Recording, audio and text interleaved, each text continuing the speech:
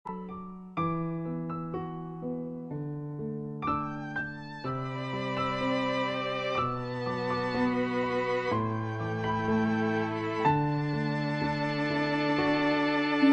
ឃើញពី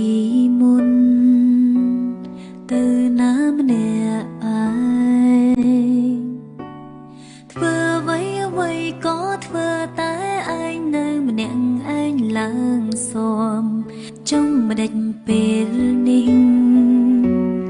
ក៏ពិបាកទ្រាំលែងចេញធ្វើអ្វីក្រៅពីយំខ្លាចអារម្មណ៍ដែលនឹងគេរស់ឯកាធ្លាប់ទៅហើយ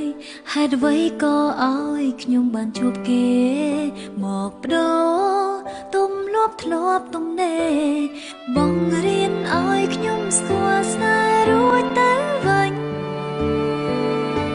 ស្គាល់ស្នេហ៍មួយផ្លែម្នាក់ឯងជាថ្មីអរគុណរាល់អ្វីៗទុំជាពេលខ្លីអនុស្សាវរីយ៍មិនអាចមកភ្លេចបានម្នាក់ឯងម្ដងទៀតអង្គអ្នករំខានត្រូវតែធ្វើខ្លួនឯងឲ្យក្លាហានរឿងកើតឡើងទាំងប៉ុន្មានកុំស្ដាយក្រោយ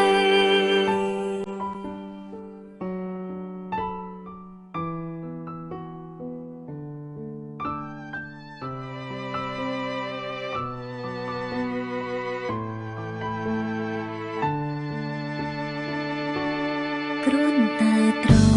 ឡប់មើលទៅភាពដើមកាលពីមុនធ្លាប់រួយ៉ាងណារួយ៉ាងនឹងទៀតទៅសូបិនល្អ